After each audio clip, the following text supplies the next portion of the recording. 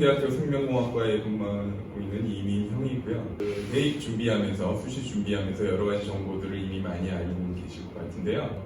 사실 한양대 같은 경우는 지금 자소서하고 면접을 보지 않기 때문에 학생부만으로서 어떻게 학생들을 뽑을 수 있는지 여러 가지 이제 기술들이, 여러 평가 방법들이 많이 개발되어지고 있는 것으로 알고 있고요. 대학에서 학생들을 가르치는 입장에서 이 자소서, 그러니까 학생들을 보면서, 신입생들을 보면서 이 자소서하고 이제 면접을 어떤 방식으로 해서 들어왔을까 생각도 해보고, 또 어떤 학생들이 들어오면 좀 더 공부를 잘 하겠구나 이런 생각들을 많이 하기 때문에 여러분들한테 도움을 줄 수 있는 내용들이 있으리라고 생각을 합니다. 자, 자기소개서는 이제 금방 설명을 많이 들으셨듯이 사실은 이제 학생부 종합전형에서 사용되는 지표인데요. 이 학생부 종합전형에서는 사실 세 가지를 보잖아요. 학생부를 보고, 그다음에 이제 자기소개서를 보고, 그다음에 면접을 보거든요. 그래서 이 학생부 종합전형에서 제일 중요한 거는 역시 학생부예요. 그래서 학생부 안에 들어가 있는 내용, 뭐 종합별달 상황이라든지 뭐 세특이라든지 여러분 다 아시는 그런 내용들 위주로 보게 되거든요. 근데 학생부가 요즘 점점 더 적을 수 있는 내용이 제한이 되고 있잖아요. 한 4, 5년 전까지만 하더라도 외부 활동을 적을 수 있었거든요. 고등학교 외부 활동을 적을 수가 있었는데 지금은 교내 활동만 적을 수가 있고요.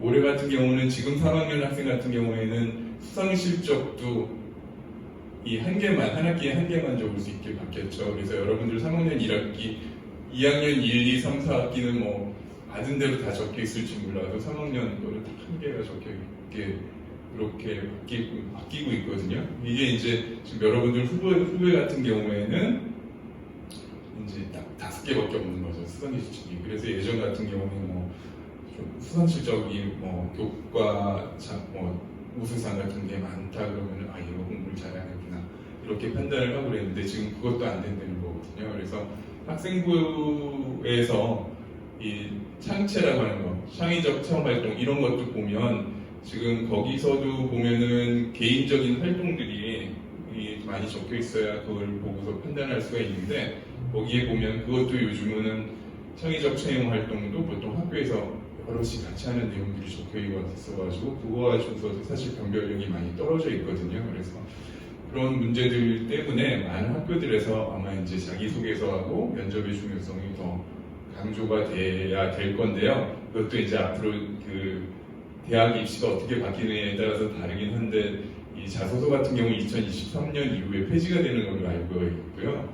그다음에 이제 면접도 2025년인가 이후에 폐지되는 걸로 알고 있거든요. 그래서 앞으로는 이제 정말 학생부만 보고 하는 거기 때문에 여러분들은 아니지만 여러분 후배들은 1학년 때서부터 저희가 주도적 학습을 열심히 해가지고 학생부 내용을 좀 더 알차게 만들도록 노력을 해야 될 것 같은데 여러분들은 어쨌든 자소서하고 그 다음에 면접이 굉장히 중요하다 이렇게 얘기를 할 수가 있어요. 그래서 학교생활기록부는 사실은 여러분의 선생님들이 그 학생들을 관찰을 해가지고 얘가 어떻게 발달해 오는지를 보고서는 거기에 대한 결과물들, 그래서 뭐 성적은 어떻고 얘가 뭘 잘하고 어디에 적극성을 보이고 이런 것들이 이제 세특기에 적혀 있어야 되거든요. 그래서 그런 것들 적혀 있기 때문에 사실은 학교에서는 이 학교생활기록부가 가장 객관적인 평가 지표다라고 생각을 하고 있어요. 그런데 사실은 이제 이거가 이 학교생활기록부가 저희가 보더라도 교수 입장에서 보더라도 그거 변별력이 있냐라는 생각이 가끔 들거든요. 왜냐하면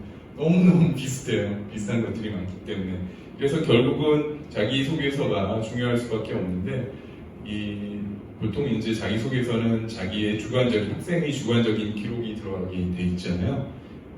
그래서 보통은 이제 학생생활기록부의 보완자료로서 사용이 된다는 건데 학생생활기록부에는 적혀있지 않은 내용이겠죠. 그래야 본인이 더 유리할 테니까. 그래서 학생부에는 적혀있지 않은 내용이면서 허락이 되는 내용 범위 안에서 내용을 기술을 해야 되는데 보통 이제 지원하는 전공에 대한 이런 관심과 열정, 노력, 역량이 드러나야 된다라고 얘기를 하거든요. 그래서 보통 자소서를 평가하는 교수들이 보면서 이렇게 이 학생이 지원한 학과와 어떤 관련된 활동을 자기가 주도적으로 했는지에 대한 내용들을 보거든요. 그래서 이 전공 적합도라고 얘기를 하죠. 이 학생이 전공 적합성이 있는지를 판단을 하기 때문에, 그래서 이 문항이 몇 가지가 있죠. 자기소개서에 문항이 몇 가지가 있는데, 그 중에 이제 첫 번째 같은 경우에는 그 전공에 관련된 거를 적는 것이 도움이 될 것 같아요. 그래서 당연히 구체적인 사례 중심으로 얘기를 해야 되고요.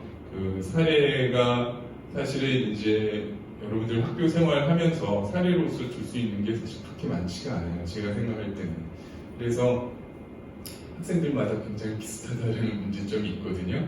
근데 자소서를 읽는 사람들이 사실 이제 한 분의 교수님이 몇 개나 읽으실 것 같아요. 저도 정확히는 모르는데 지금 대학 입시의 그 실정을 봤을 때 한 100개는 볼 것 같거든요. 최소한 한 분이 100개를 본다라고 했을 때 그 자소서가 좀 특이한 내용이 없고 대부분 비슷하다는 게 문제예요. 그래서 내가 이거를 전공하기 하는데 어려서 무슨 일이 있어서 예를 들어서 의예과라면 어려서 할머님이 아프셔가지고 이런 형태로 아주 상투적인 내용들을 적는 경우들이 굉장히 비슷한 것들이 많기 때문에 이제 작성을 할 때는 사실은 그런 비슷한 내용을 피하도록 하는 것이 좋아요. 눈에 탁 띄어야 되거든요. 그래서 그렇게 작성하는 게 좋은데, 그러려면 이제 구체적인 사례를 들면서 상투적이지 않아야 된다라는 그런 그 문제가 있는 거죠.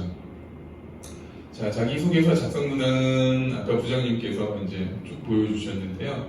이 좀 구체적으로 좀 얘기를 해볼게요. 그래서 공통 문항이라고 되어 있는 건데, 고등학교 재학 기간 중 학업에 기울인 노력과 학습 경험에 대해 배우고 느낀 점을 중심으로 기술해 주시기 바랍니다. 이렇게 되어 있는데, 이 부분은 학습에 기울인 노력이 가능하면 지원하는 학과와 비슷한 내용이어야 되는 게 좋거든요. 그래서 예를 들어서 이제 생명공학과다라고 그러면은 생명공학과에 왜 관심을 가지게 되었는지, 거기서부터, 그러니까 그 학습을 왜 관심을 가지게 되었는지, 그 동기가 무엇인지에 대해서 적혀 있어야 되고, 그래서 이제 학습 활동이 내가 수업 시간에 공부를 열심히 했다 그래서 생물 공부를 열심히 했다 이런 거는 안 되고요. 그런 거는 안 되고, 자기가 이제 교회 활동은 적을 수가 그러니까 제한되어 있으니까 가능하면 이제 허락된 범위 안에서 예를 들어서 연구 활동을 했다. 남들은 하지 않는 연구 활동을. 이제 학교에서는 R&E라고 해서 그런 발표하는 그런 것들 하잖아요. 고등학교에서. 여기 중앙고에서도 하고 중고에서도 하고 그러는데 요즘도 하고 있는지 모르겠는데 저희 애가 다닐 때는 그런 걸 했었거든요. 그래서 그런 생명공학과다 그러면은 그런 연구 활동들을 하는 학생들이 있어요. 이렇게 팀을 이뤄서 하든 조를 짜서 하든지 하는 학생들이 있는데, 거기에 참여를 했다. 내가 이제 생명공학에 관심이 있어서 참여를 했다. 그래서 그런 연구 활동을 예를 들어서 요즘 박테리아 감염증이 많다. 그래서 그런 박테리아를 실생활에서 박테리아 감염증을 줄일 수 있는 방법이 뭐가 있을 것인지 연구해보고 싶다. 소독제를 실생활에서 사용할 수 있는 소독제를 개발해보고 싶다. 우리 애가 그걸 했거든요. 그래서 그러니까 자연 이제 자연물에서, 그러니까 예를 들어서 어떤 나무 추출액이라든가 이제 꽃 추출액 그런 거에서 소독작용이 있는 거를 찾아보고 싶다. 피톤치드를 추출을 해서 해보고 싶다. 이런 식의 거를 자기가 하겠다라고 결심을 해서, 그래서 이제 조를 짜서 이제 연구를 하거든요. 연구를 하는데, 연구를 하다 보면 이런 실험 같은 경우는 틀림없이 실험 장비가 없든지 학교에 있을 리가 없잖아요. 실험 장비가 없든지, 물론 이제 여러분들이 담당 선생님들한테 의논을 해가지고 필요한 장비 이제 그런 것들을 고등학교에서 제공하는 것들을 이용을 하겠지만, 없을 때 그런 것들이 이제 위기거든요.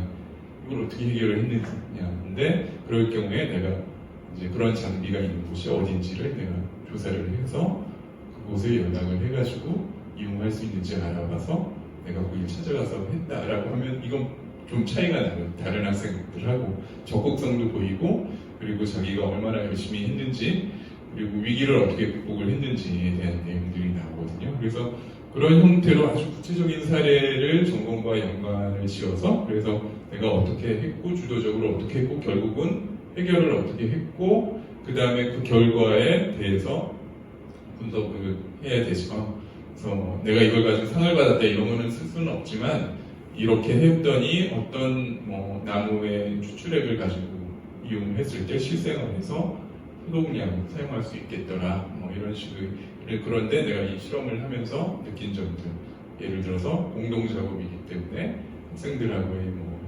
어떤 협력이 어떤 식으로 이루어져야 된다는 둥뭐 아니면 뭐 어떤 점들은 실험을 하면서 고쳐야 되겠다는 둥뭐 이런 것들을 적어야 되겠죠. 그래서 그런 것들이 사실은 이 1번 문항에서 들어가야 되는 내용들이거든요.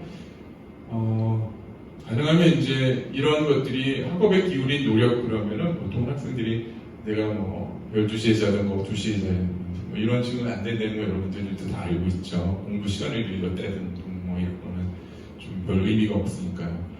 자, 그런 식으로 구체적인 사례를 이용해서 설명하는 게 좋을 것 같고, 그 다음에 2번을 보면 이제 본인이 의미를 두고 노력했던 교내 활동 세 가지 이내로 기술해 주시기 바랍니다. 라고 했는데, 이것도 뭐 비슷한 내용이 들어가야 되는데, 이거 같은 경우는 꼭 전공과 관련이 있을 필요는 없지만, 그래도 구체적인 사례를 들어가셔서 하는 게 좋고요. 그 밑에 이제 세 번째 보면은 이제 세 번째는 배려, 나눔, 협력, 갈등 관리 이 얘기가 나오는데 보통 이거 같은 경우는 학생들이 제일 많이 쓰는 게 저거예요. 반에서 단체로 무슨 대회를 나갔다라든가 합창 대회를 나갔다 또는 무슨 뭐 과학 경진 대회 조를 위해서 나갔다 뭐 이런 것들인데 갈등은 항상 생기죠. 거기서 서로 의견이 다르니까 그래서 친구들하고의 갈등이 생겼는데 내가 나서서 어떻게 중재했다. 그게 아주 패턴이거든요. 근데 그거 벗어나기가 좀 어려워요. 제가 작년에도 자소서 이렇게 좀 해봤는데 그 패턴을 벗어나기가 어려워요. 근데 그거 말고는 뭐 사실 쓸만한 내용이 없는 것 같은데 그래도 여러분들이 다른 그런 어떤 패턴이 있는데 그 패턴을 벗어나면서도 이런 것들을 했다라는 그런 것들을 적을 수 있는 좀 구체적인 사례를 들어서 설명을 하는 게 좋을 것 같아요. 결국 이 세 가지는 결국 여러분들이 다른 학생들하고 차별화하는 그 작업이 필요한 거거든요. 그래서 내가 그냥 자소서를 내 사실대로 써야 되겠지만 당연히 내가 어떻게 했다라고 사실을 써야 되겠지만 그 와중에서도 다른 학생들이 하지 않았을 만한 또 내가 그 전공에 관심을 가져서 했을 만한 그런 내용들 위주로 적어야 돼요. 그래서 물론 사실만을 적어야 돼요. 왜냐하면 이 면접할 때 면접 교수는 그거를 물어봐요. 왜 이게 사실인가? 라는. 그래서 예전에 이제 한양대학교에서도 면접을 할 때 그때 주로 요구했던 것 중에 하나가 사실인지 진위 여부를 파악해라 라는 거거든요. 그래서 내용을 물어봐요. 그래서 예를 들어서 박테리아를 뭐 죽이기 위한 나무 추출액을 만들었다면 그 추출을 어떻게 하는지 설명해봐라 이런 식으로 가거든요. 그렇게 되면은 본인이 실험한 게 아니라 누가 가르쳐줘서 적어줘서 쓴 거면 대답을 못하잖아요. 그래서 그런 자소서 내용은 아주 정확하게 파악을 하고 있어야 돼요. 면접하러 갈 때. 그래서 그 부분은 꼭 알고 있어야 되겠고요. 그 다음에 이제 자기소개서 작성 문항 2는 아까도 부장님 말씀하셨듯이 학교마다 다른데요. 학교마다 다르기 때문에 학교에서 사실 제가 이것들을 보면서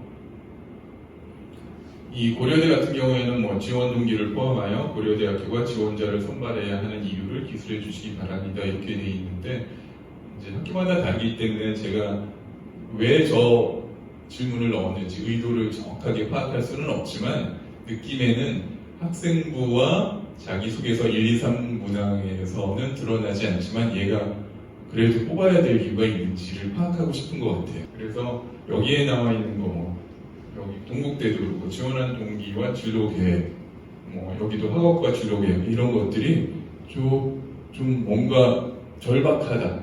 꼭 해야 되겠다. 이 학생이 이걸 꼭 해야 되겠구나 라는 느낌이 들면 뽑을 것 같다는 생각이 들거든요. 그래서 이 자율문항의 경우에도 그 학교 문항을 잘 읽어보고 조금 더 심혈을 기울여서 그러니까 내가 이거를 안 하면은 정말 큰일 나겠구나 라는 생각이 들 정도로 이제 교수가 듣기로 얘는 좀 뭔가 다른데 라는 느낌이 들도록 적어야 되는데 사실 구체적으로 뭘 적어야 하는지는 좀 말씀을 드리기가 좀 어려운데요. 그거는 전공과 관련돼 있어야 되는 내용인데요. 예를 들어서 이제 뭐 자기가 전자공학과를 지원을 했다라고 하면 지원한 학교에 대한 정보를 정확히 알아야 되겠죠. 그렇죠? 그래서 보통 이제 우리 애도 대학 갈 때 시킨 게 뭐냐면 홈페이지를 가서 모든 정보를 다 찾고 거기에서 가르치는 교수님들이 어떤 연구를 하시는지까지 다 파악을 하도록 그렇게 했는데 그런 작업들이 필요해요. 그래서 내가 왜 이 학교에 이과에 가야 되는지, 그러니까 좀 특이한 거라면 예를 들어서 그 전자공학과에 무슨 교수가 연구하는 내용이 그 학교밖에 없다라고 하면 얘를 떨어뜨려서 다른 학교로 보낼 수가 없는 거죠. 보는 교수가. 그래서 좀 구체적으로 파악을 해야 돼요. 그래서 그게 자기 실제로 하고 싶은, 그러니까 거짓말을 쓸 수는 없으니까 자기가 실제로 하고 싶은 건데 그게 이 학교의 이 교수님이 가르치는 거다라고 하면 뽑아야 되겠죠. 그 학교에서. 그래서 그런 내용들이 들어가면 좋을 것 같아요. 자, 그 다음에 이제 이 내용도 아마 이제 아까 부장님께서 설명하신 내용과 거의 비슷한데요. 보통 이 자기소개서 작성 과정 7단계 여기 대교회에서 만든 그런 자료에서 발췌한 건데 동기를 특정 사례의 동기를 써야 되고 그 다음에 그 목표를 달성하기 위해서 어떠한 시도들을 했는지 예를 들어서 아까 얘기했던 예대로 박테리아를 죽이는 그런 소독제를 찾아내서 그런 위험성을 줄여보고 싶다라고 해서 어떤 시도들을 해봤는지 그래서 소독제를 구할 수 있는 그런 경로들을 찾아보고 그 다음에 환경에서 어떤 것들을 구할 수 있는지 그런 것들을 시도를 해보았다 이런 것들을 설명을 해야 되겠고 그 과정 중에서 어렵거나 힘든 점 주로 이제 실험을 해봤는데 제대로 안 된다든지 장비가 없다든지 친구랑 마음이 안 맞아서 잘 안 된다든지 의견이 분분해하다든지 그런 것들이 있겠죠. 그래서 그런 것들이 있었다라고 하고 그거를 어떻게 극복을 했는지 이게 이제 사실 중요한 거거든요. 그래서 어떤 식으로 자기가 극복을 했는지 그러려면 자기의 적극성이 보여야 되거든요. 그래서 적극성을 보여줘야 되고 그 다음에 그 결과가 어떤 결과가 나왔다. 그 다음에 그 결과를 분석해서 잘된 점은 무엇이고 잘못된 점은 무엇인지 설명을 하고 그 다음에 결과 분석을 통해서 내가 어떤 것을 느꼈다. 보통 자소서 보면 다 그렇게 돼 있어요. 그 다음에 이제 자기소개서 작성 요령이나 교수로서 느끼는 점들 하고 이제 중요한 점들을 적는 것들 일단 사실이어야 된다는 거죠. 그래서 사실 요즘 자소서 같은 경우에 학원에 가면 대필 해주고 이런 것도 있다고 하잖아요. 자기가 쓴 거를 학원에서 막 붙여주고 학원생들이 좀 더 극적으로 만들어주기 위해서 막 고쳐주고 하는데 그게 문제인 거죠. 사실을 써야 되는데 학원 선생님들이 고쳐주다 보면 그러면 이제 좀 자기 내 생각이 아닌 것들이 들어갈 가능성도 있고 그다음 학원 선생님이 한 명 것만 볼 리가 없어서 여러 명 거를 보다 보면 비슷해진다는 문제가 비슷해진다는 건데요. 실제로 유사도 검색을 하고 있어요. 학교들은. 그래서 자소서의 유사도 검색을 하는데 검증 대상은 자기소개서하고 교사 추천서, 선생님들 추천서들을 받는 학교들도 있죠. 그래서 교사 추천서 같은 경우도 선생님들이 귀찮으니까 비슷하게 추천서 보내면 안 된다는 거예요. 그 유사도를 검색을 하는데 여기 대교육의 유사도 검색 시스템을 활용을 해가지고 그 기존의 여태까지 받아왔던 자소서가 다 있어요. 그래서 문구가 비슷하면 걸리거든요. 이 검색 시스템이 있어서. 그래서 이 보통 자기소개서 5% 미만, 추천서는 20% 미만이면 오케이인 거예요. 괜찮은 거고. 그 다음에 이게 높아지게 되면 의심 수준, 위험 수준이 되면 학교에서 검증을 해요. 결국은 검색을 해서 30%가 넘게 되면 소명서를 받게 돼요. 학생들한테. 소명서가 신통치가 않으면 그러면 불합격 처리된다고 하더라고요. 결국은 이렇게 위험 수준이 올라가는 이유 중에 하나가 이제 보통 자소서 쓰게 되면 담임 선생님들이 봐주시죠. 학교에서 많이 봐주시거든요. 그 실례로 제가 언뜻 들은 실례 중에 하나가 담임 선생님이 봐주셨는데 비슷해서 그러니까 여러 명을 봐주다 보니까 결국은 비슷해진 거예요. 문체가 억구가 비슷해진다던가 해가지고 비슷해져서 같은 반에 드니까 한 일도 또 비슷할 수도 있고 그래서 비슷해서 문제가 된 경우도 있고 또는 예전에 합격한 자기 선배의 자소서를 가져다가 이제 그거를 메인 프레임으로 잡고 자기 내용을 바꿔 쓴 건데 쓰다 보니까 굉장히 비슷해진 거죠. 그래서 이제 합격한 학생의 자소서를 보고서 비슷하게 썼다. 이런 거가 걸렸다고 그러고 불합격 처리됐다라고 그러고 선생님이 이렇게 해준 거는 제가 듣기로는 소명이 돼서 그건 뭐 합격이 됐다 이렇게 얘기를 들은 적이 있거든요. 그런 형태로 진행이 되기 때문에 여러분들 이 진실성, 그러니까 사실대로 써야 된다. 이게 굉장히 중요해요. 그리고 남의 걸 보고서 비슷한 형태로 쓰지 마라 라는 거. 그리고 다른 사람들한테 이제 교정을 받을 수도 있겠죠. 뭐 학교 선생님들이 교정을 봐주시더라도 그래도 자기의 내용은 반드시 지켜나가야 됩니다. 사실대로 써야 된다. 이게 굉장히 중요하고요. 그 다음에 이제 이 과정 중심의 기록이다 해서 결과를 쭉 나열하지 말고 내가 이 결과를 얻기까지 아까 말한 대로 어떤 목표를 가지고 어떤 식으로 진행을 했다라는 과정 중심의 기록이어야 하고 그 다음에 아까 부장님 말씀하신 것과 마찬가지로 일관성이 있어야 되고 그 다음에 이게 중요하죠. 이게 사실 이게 제일 중요할 것 같은데요. 차별성이 있어야 된다. 남들 뭐 친구들끼리 이렇게 돌려보기도 하고 그러는 걸로 알고 있거든요. 그러니까 비슷하면 안 되겠죠. 남들하고의 차별성을 만들어야 되는 거죠. 그래서 일반적인 학생들에게 관찰되는 그런 내용보다는 자신의 특수성, 그다음에 내가 왜 이 전공을 하면 좋은지 그 장점에 대해서 차별성을 가지도록 그렇게 작성을 해야 되고 물론 이제 구체적 사례를 중심으로 기술을 해야 된다는 거죠.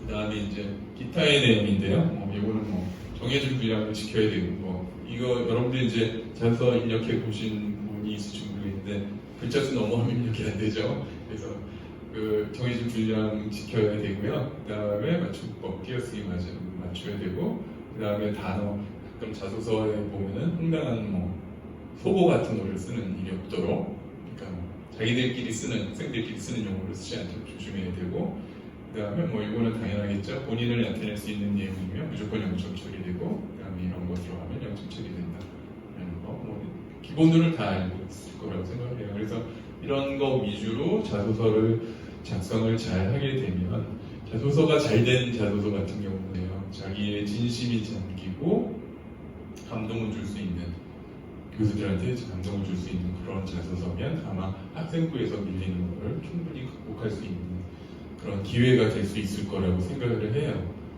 자, 그 다음에 이제 자소서 얘기 다음에 면접 얘기는 간단하게 말씀을 드릴게요. 그래서 면접의 목적은 사실은 그 학생의 인성을 보고 그 다음에 이제 이 학생이 그 공부를 계속 해나갈 수 있는지 자질이 있는지를 판단을 하기 위한 거거든요. 그래서 면접의 유형은 구두시험이지 좀 문제풀이를 하는 시험이 있는데 서울대에서 그렇게 하죠. 서울대에서 반은 인성 면접을 하지만 반은 수학 문제 풀거든요.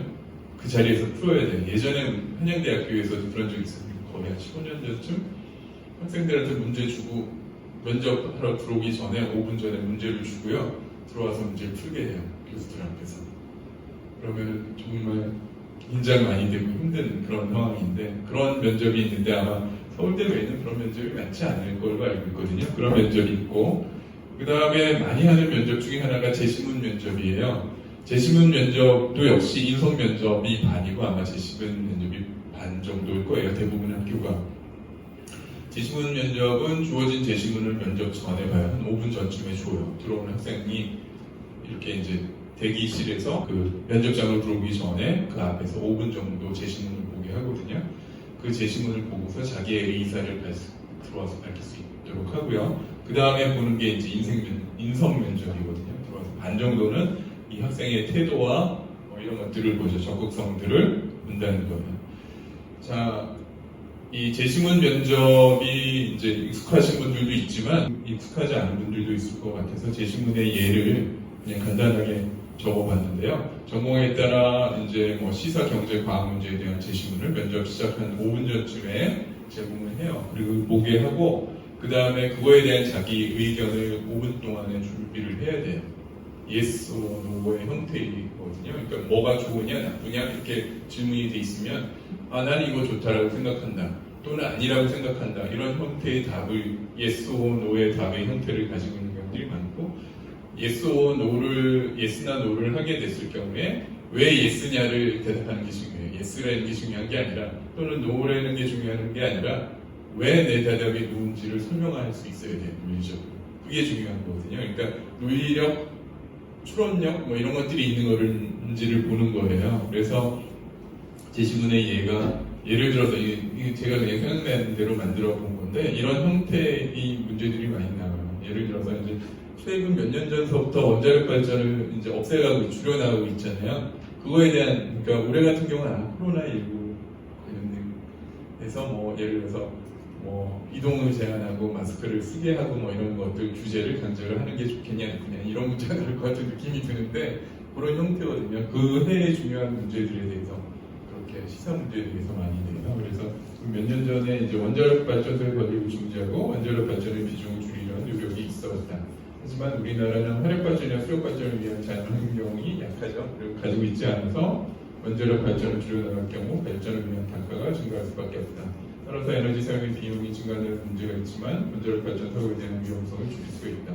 그래서 이 축소에 대한 학생의 의견, 좋다, 나쁘다라는 의견을 물어보는 거예요. 원자력 발전의 축소가 좋으냐, 나쁘냐 이런 거를 물어보고 그 다음에 그거에 대한 자기의 논리를 펼쳐야 되거든요. 근데 여기에는 답이 없어요. 문제에는 답이 없어요. 예스도 되고 노에도 다 상관이 없어요. 그러니까 답은 정해져 있지 않은데 교수님들이 보는 거는 뭐냐면 얘가 얼마나 논리적으로 설명을 하느냐를 보는 거예요. 그래서 답이 없으니까 예스를 선택하든 노를 선택하든 자기의 논리만 정확하게만 펼치면 되거든요. 그래서 면접 교수는 항상 객관성이 중요하기 때문에 얘가 예스라고 대답했을 경우 또는 노라고 대답했을 경우에 두 가지에 대한 가이드라인을 다 가지고 있어요. 면접 교수들은.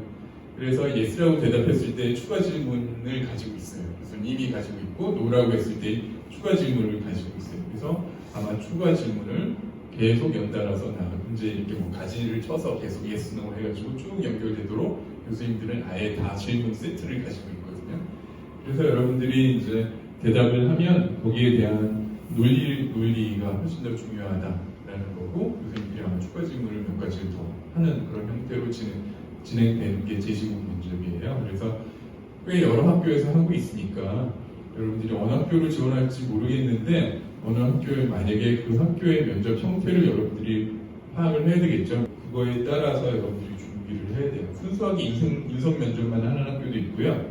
이렇게 제시문 면접을 하는 학교도 있고 아니면 구두시험을 보는 학교도 있어요. 그걸 파악을 하고서 거기에 따라서 준비를 해줘야 되겠다. 이런 거고요. 면접 요령은 공손하면서도 자신 있는 태도가 중요하고 당연하겠죠. 그 다음에 이건 아까도 얘기를 했지만 학생부나 자소서의 내용을 숙지를 하고 있어야 돼요. 그래서 이게 사실인지 아닌지 진위 여부를 파악하려는 질문이 나오거든요. 그래서 내가 옛날에 고등학교 1학년 때 무슨 뭐 과학 동아리에서 무슨 실험을 했다라고 분명히 이렇게 적어놨는데 기억이 안 날 수가 있어요. 그러면 저쪽 가서 그러니까 미리 그런 것들을 다 답변을 준비를 하고 내용을 파악하고 들어와야 된다는 거고요. 그 다음에 이제 지원하는 학과에 대한 정보를 습득하는 게 좋아요. 그러니 면접에서도 차별성을 두려면 내가 이 학교의 이 과에 들어오고 싶다라는 적극성을 보여야 되는데 그러려면 그 과에서 뭘 공부를 하는지 정도는 알고 들어야 되겠죠. 그리고 그 과에서 어떤 교수님이 뭘 가르친다까지 알고 있으면 좋겠죠. 그래서 그런 것들을 면접을 할 때 자기가 답변을 하면서 왜 이 학교에 왜 우리 학교에 이 전공을 지원하게 되었습니까? 라고 물어봤을 때 예를 들어서 나는 혁명공학을 하고 싶다라고 그러면 새로운 신약 개발을 줄기세포 신약을 개발하고 싶다라는 그 정도의 대답이 아니라 나는 어떤 걸 하고 싶은데 예를 들어서 줄기세포를 유전자 변형을 하는 새로운 신약을 개발하고 싶은데 그것이 바로 이과의 무슨 교수님이 연구하시는 내용이기 때문에 여기서만 배울 수 있기 때문에 이 학교를 지원하겠다. 이렇게 하면 훨씬 더 설득력이 있잖아요. 그렇죠? 그래서 그런 구체적인 내용, 그래서 그 학과에 가보면 그 학과에 교과과정들이 나와 있어요. 그리고 과목들이 쭉 나와 있고 그 과목 외에도 여러 가지 활동들, 세미나라든지 여러 가지 활동들이 나와 있거든요. 그래서 그런 것들이 다른 학교와 다른 특이한 점들, 그게 자기한테 중요하다라고 생각되는 점들이 있는지를 봐야 되고 그 다음에 그 과의 교수님하고 교수님의 연구 내용들이 질문들이 내가 하고 싶은 일과 관련이 있는지 찾아보는 게 도움이 될 거예요. 그래서 그거를 면접을 하면서 지원 동기에 집어넣어주면 훨씬 더 설득력이 있다라는 거거든요. 그래서 그런 내용을 넣어주는 것이 이 학생들의 적극성, 이 학교를 보고 싶어하는 적극성을 표현할 수 있는 방법이라는 거죠. 그 다음에 이제 일반적인 질문에 대한 준비를 해야 될 텐데, 기본적으로 이 질문은 면접을 하면 어느 면접이든지 물어보는 거라서 왜 지원하느냐에 대한 질문. 그 다음에 끝나고 나서 보통은 시간이 부족한 경우들이 많은데, 면접이 시간이 남는 경우도 있거든요. 인성 면접 같은 경우는 남는 경우에 이 마지막으로 하실 말씀이 있으시면 해보세요라는, 마지막으로 그렇게 시간을 한 1분 정도 남았으니까 해보세요 이렇게 하는 경우들이 꽤 되거든요. 그래서 그랬을 경우에 그 1분 동안에 내가 무슨 얘기를 할지를 마감하는 그 말을 준비를 해가면 아마 도움이 될 거예요. 그래서 뭐 지원 동기는 얘기를 했지만 이 학교의 이과와 내가 어떻게 더 연관이 되시고 내가 이 학교에 왜 와야 되는지를 더 강력하게 한 번 더 어필하면 더 도움이 될 거라고 생각을 합니다. 자, 이게 아마 마지막일 것 같아요. 예. 그래서 여기까지 해서 여러분들한테 도움이 될 만한 내용들을 설명을 했는데, 사실 전문가가 아니기 때문에, 저도 전문가가 아니기 때문에 여러분들이 아주 전문적인 내용들은 학교의 선생님이라든지 또는 입시 전문가라든지한테 들을 수 있을 것 같은데요. 저 같은 경우에는 이제 학생들을 맞이하는 교수의 입장으로서 이런 학생이 들어왔으면 좋겠다는 입장에서 말씀을 드렸기 때문에 아마 거의 틀린 얘기는 아닐 거다라고 생각합니다. 그래서 도움이 됐으면 좋겠고 꼭 좋은 학교에 입학을 하셨으면 좋겠습니다. 마치겠습니다. 네, 강의를 듣는데 참 우리 학생들에게 많은 도움이 되겠다라는 생각을 하게 되었습니다. 아무래도 또 현장에서 직접 또 가르치시고 또 근무하고 계시다 보니까 정말 또 어떻게 우리 학생들이 접근을 해야 되고 또 어떤 부분을 놓치지 말아야 될지 좀 구체적으로 잘 말씀해 주셔서 너무 감사합니다. 제가 기도하고 오늘 면접 자소서 대회 마치도록 하겠습니다. 네, 좋으신 하나님 감사합니다.